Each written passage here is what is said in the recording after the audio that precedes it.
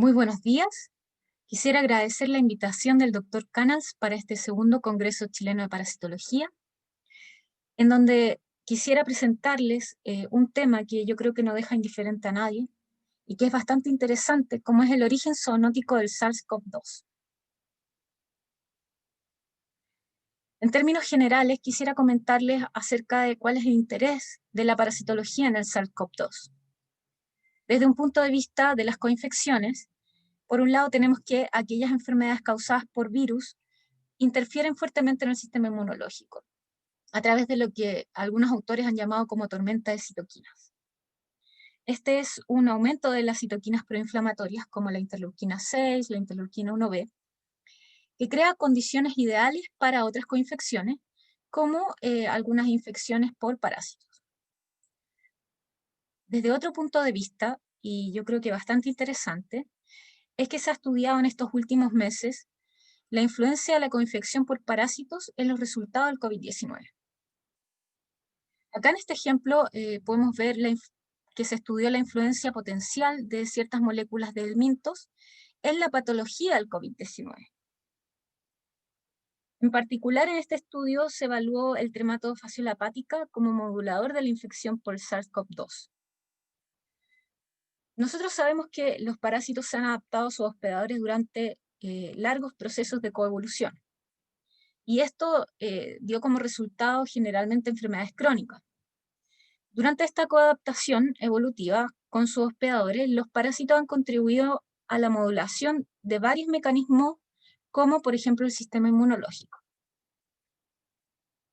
Entonces, lo que se propone en varios estudios que se han generado es que hay una cierta modulación e inhibición de estas citoquinas proinflamatorias que producen un estado de inducción a la hiporrespuesta de esta gran inflamación que produce, por ejemplo, el COVID-19. Otro punto de vista es que algunos virus también sabemos que han infectado protozoos, hongos, incluso insectos vectores, y que interfieren con sus propiedades biológicas. De esto aún no hay suficientes antecedentes respecto al SARS-CoV-2. Sin embargo, en general, la comunidad científica en estos momentos críticos siempre es convocada para dar respuesta a las innumerables preguntas que se plantea en la comunidad en general.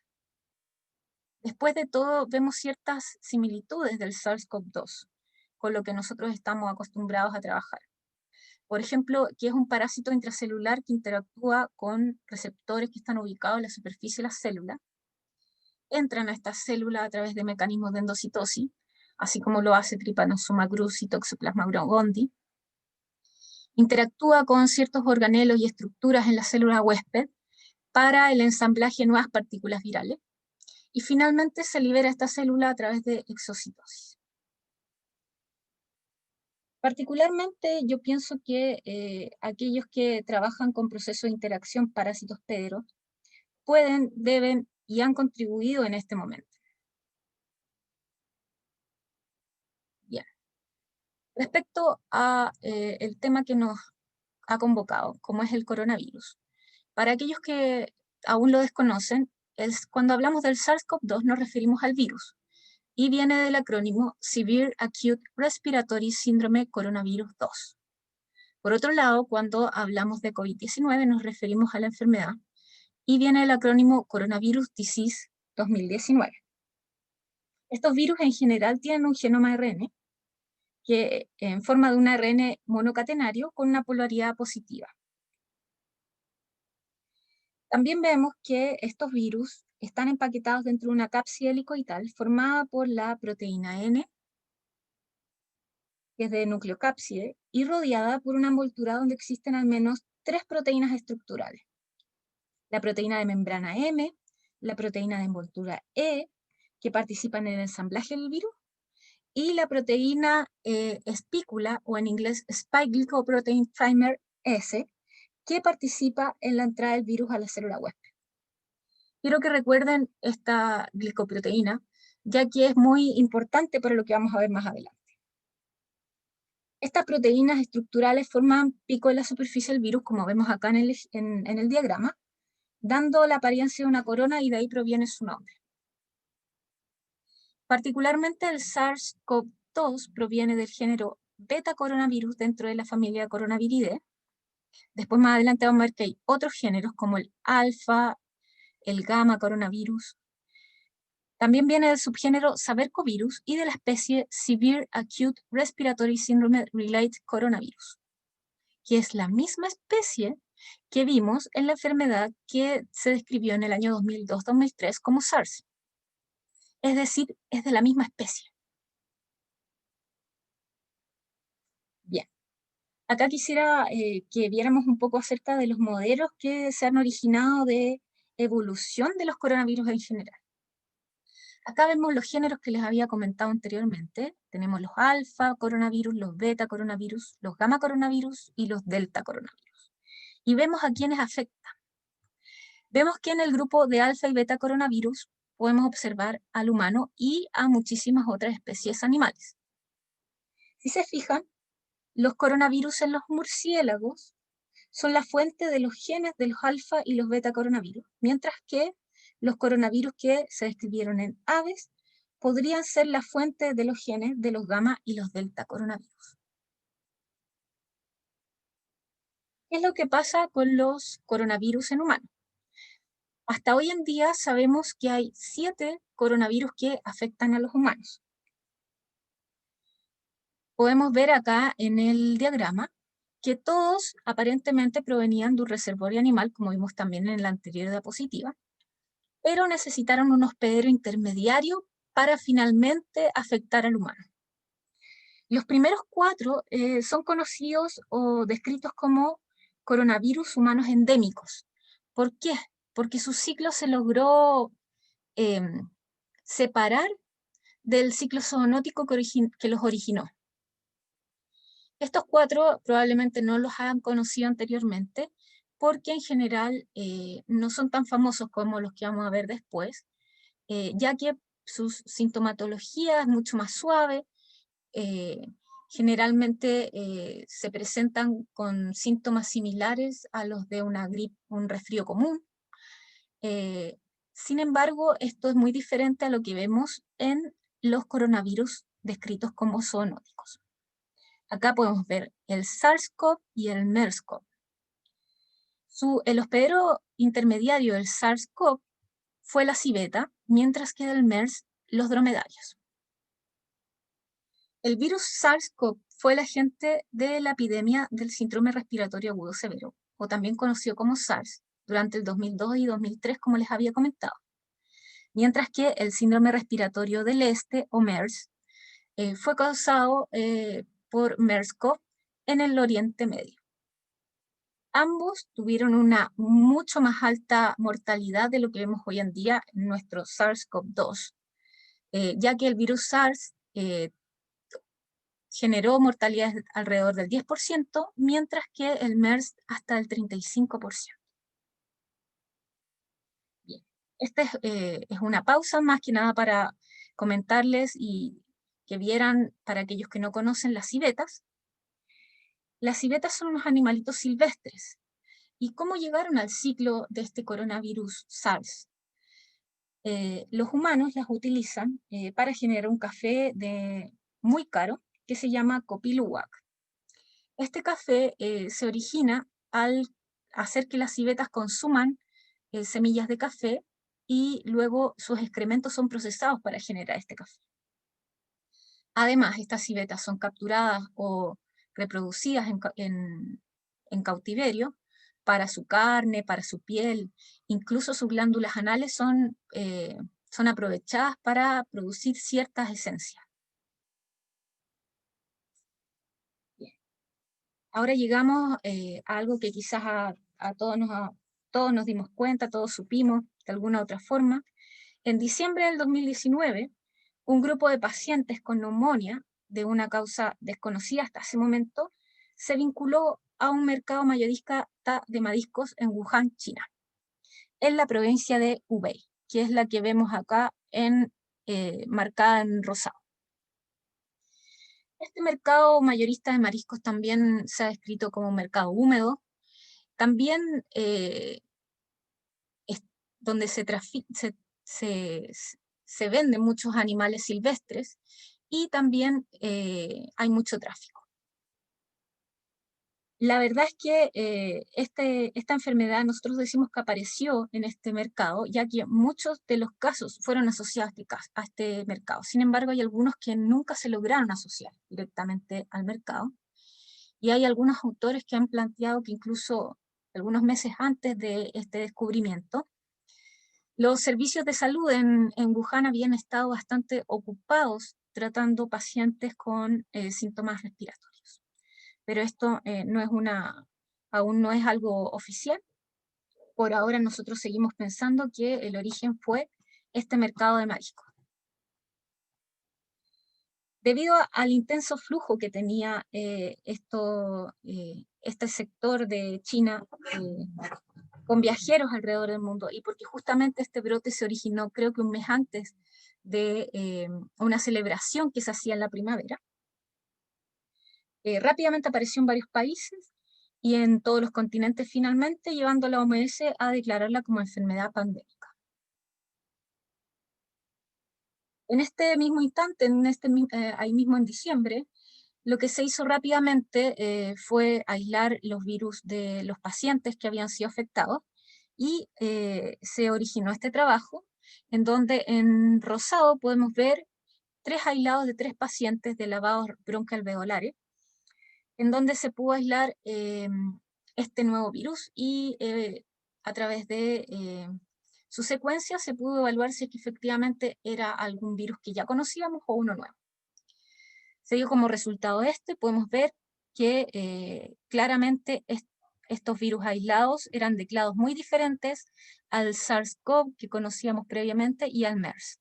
Sin embargo, estaba muy asociado a estos coronavirus que vemos acá, que son virus aislados de murciélagos, parecidos al SARS, dice ahí como dice su nombre. ¿Y aparecidos a cuál SARS? Al SARS del 2002-2003, que es el que está en azul. Bien. ¿Cuáles son las características notables del genoma del SARS-CoV-2 y qué lo hizo en el fondo ser lo que hoy en día afecta a todo el mundo? Por una parte, vemos que el dominio de unión al receptor, o RBD, tiene una alta afinidad para unirse a la enzima convertidora de angiotensina 2 humana, que vamos a llamar AC2. Esta enzima, este dominio de unión al receptor, tiene muchos aminoácidos, sin embargo, se han descrito que son 6 los aminoácidos claves que hicieron que este dominio se pudiera unir a esta enzima humana. Para explicarlo de otra forma, acá en el diagrama podemos ver la secuencia nucleotídica del SARS-CoV-2 en azul. En rosado está la secuencia nucleotídica de la espícula, o spike en inglés, y abajito se puede ver un poco más grande. Se observa que está dividida en 2 subunidades, si vemos sus aminoácidos, y entre medio de estas 2 subunidades, por un lado vamos a encontrar este dominio de unión al receptor que les había comentado, en donde se evaluó su secuencia y se comparó con otras secuencias que ya se conocían. En la primera fila podemos ver la secuencia del SARS-CoV-2, después la de un murciélago como rat G13, de un pangolín, de un humano, de un aislado de humano del SARS, y 2 SARS-like coronavirus. Si se fijan, en los cuadritos se pueden ver las homologías, y vemos que en realidad no hay mucha homología con los SARS que habíamos visto previamente.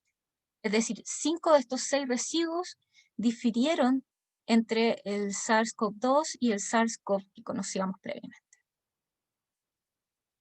La segunda característica notable de este SARS-CoV-2 es un sitio de excisión polibásico en la unión de las 2 subunidades de la proteína de la espícula. Esto significa, o esto permite, la excisión eficaz por furina y otras proteasas, y tiene un papel determinante en la infectividad viral y en el rango de huéspedes. ¿Ya? Esta secuencia la podemos encontrar acá, y se ve en detalle acá, y vemos que hasta ese momento, que fue el diciembre del 2009, no había ninguna secuencia descrita hasta ese entonces similar con esto, es decir, con estos nucleótidos tan particulares que tenía el SARS-CoV-2. Sin embargo, como vamos a ver un poquito más adelante, hasta el día de hoy se siguen secuenciando nuevos coronavirus aislados de otras especies e incluso de humanos, y se siguen comparando.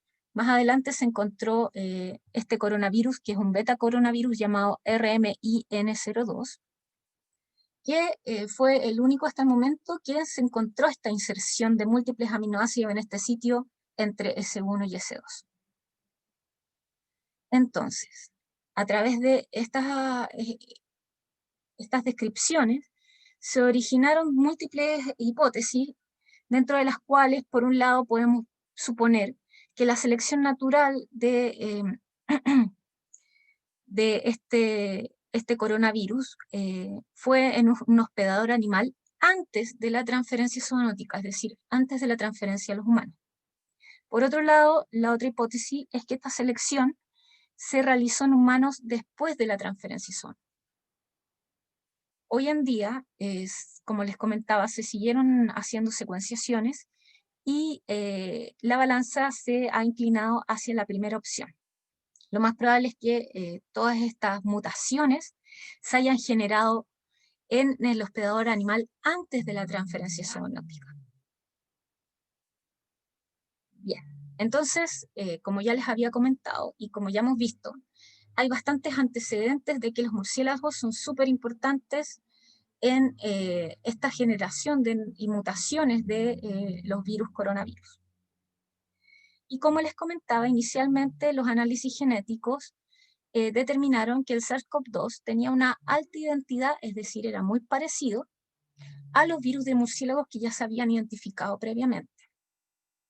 Sin embargo, la RBD, es decir, esta unión al receptor, este dominio de unión al receptor, era bastante diferente. En un principio se aislaron coronavirus de múltiples murciélagos. Sin embargo, los interesantes y los más cercanos al SARS-CoV-2 fueron un aislado detectado en Rhinolophus affinis, que era el Bad-Cov-Rat G13. RA proviene de Rhinolophus affinis, donde se encontró un 96,1% de similitud en el genoma y un 85,3% en el RBD. Sin embargo, como les comentaba, después se aisló un coronavirus en Rhinolophus magallanus, que se llamó Bad-Cov-RMIN02, en donde también había una alta homología. Estos dos murciélagos se caracterizan porque su nariz tiene esta forma de herradura. Esta foto en particular es de Rhinolophus affinis. Sin embargo, como nosotros ya habíamos conversado, lo más probable, esto no daba la solución, no daba la explicación a la gran mutación que se había generado en este virus. Y es así como surgen comparaciones con virus aislados de pangolines. Aquí en esta imagen podemos ver al pangolín, para aquellos que no lo habían conocido. La importancia del pangolín es que es el animal más traficado en el mundo. Y en particular en China es bastante importante y tiene un alto tráfico porque se utiliza mucho para producir medicinas tradicionales. Pues bien, al evaluar diferentes secuencias de diferentes coronavirus aislados de este pangolín, se logró detectar que, a pesar de que su identidad genética general en comparación con el SARS-CoV-2 no era tan parecida como en los murciélagos, como en los coronavirus aislados de murciélagos, el dominio de unión al receptor estaba mucho más cerca. Entonces acá podemos ver uno de los primeros estudios que se realizaron, hubieron varios. Este en particular evaluó estas secuencias que están aquí en rojo, de manijábanicas, es decir, de pangolines, y vemos lo cercana que está al clado del SARS-CoV-2. Bien, espero que esto les haya aclarado un poco esta gran discusión que se ha generado con respecto a cuál ha sido el origen del SARS-CoV-2, y que lo más probable es que haya sido un origen zoonótico proveniente de los murciélagos y con un hospedero intermediario como los pangolines. Sin embargo, es necesario claramente hacer muchos más muestreos más amplios acerca de la diversidad viral en otras poblaciones animales. Muchas gracias.